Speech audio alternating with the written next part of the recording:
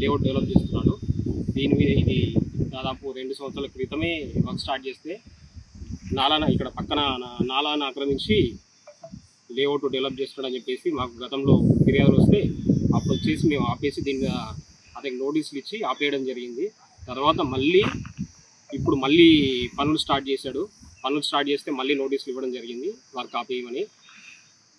దాని మీద కొన్ని రోజులు వర్క్ ఆపేసి మళ్ళీ ఇక్కడ ఉన్న ఒక కాంగ్రెస్ నాయకుడు మాదా సీను అనే వ్యక్తి సహాయంతో మళ్ళీ అతను వర్క్ స్టార్ట్ చేస్తూ నా మీద దుష్ప్రచారం చేస్తున్నాడు.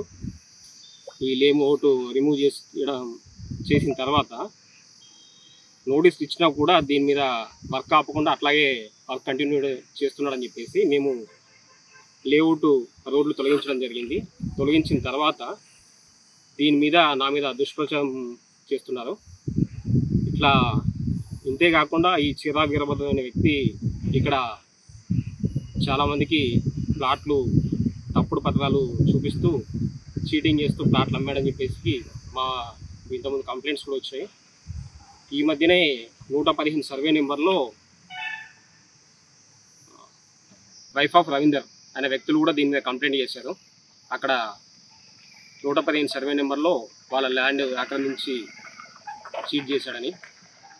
అంతేకాకుండా ఇంకా వివిధ చోట్ల కూడా ఇతను ఇట్లాగే భూ కబ్జాలు చేస్తూ ప్రజలను చీట్ చేస్తూ ప్లాట్లు అమ్మి చీట్ చేశాడని చెప్పి ఇతని మీద చాలా చోట్ల చీటింగ్ కేసులు కూడా నమోదై ఉన్నాయని చెప్పేసి నాకు ఫోన్ కాల్స్ ద్వారా తెలిసాయి.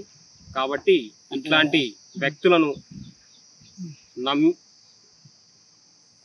దీని విషయంలో నేను పట్టణ ప్రజలకు తెలిపేది ఏంటంటే, మీరు ప్లాట్లు కొనుగోలు చేసే ముందు ఆ లేఅవుట్ పర్మిషన్ ఉందా లేదా, ఆ ప్లాట్ కొనుగోలు చేయవచ్చా లేదా, కరెక్ట్ డాక్యుమెంట్స్ వెరిఫై చేసుకొని, లేదు అంటే సంబంధిత అధికారుల ద్వారా తెలుసుకొని మీరు ప్లాట్లు కొనుగోలు చేయగలరని చెప్పేసి తెలియజేస్తున్నాను. ఈ ఇల్లీగల్ వెంచర్ వర్క్ ఆపేసి పర్మిషన్ తీసుకొని డెవలప్ చేయాలని చెప్పేసి మేము నోటీసులు ఇవ్వడం జరిగింది. అయినా కూడా తను స్పందించకపోవడంతో మేము రోడ్లను ధ్వంసం చేయడం జరిగింది మా మున్సిపల్ సిబ్బంది సహాయంతో. దాని తర్వాత నా మీద నేను లంచం డిమాండ్ చేశానని చెప్పేసి ఇలాంటి అవాస్తవాలు ప్రచారం చేస్తున్నాడు. ఇండియా పాకిస్తాన్ తాజా అప్డేట్స్ కోసం డౌన్లోడ్ చేసుకోండి RTV లైవ్ యాప్.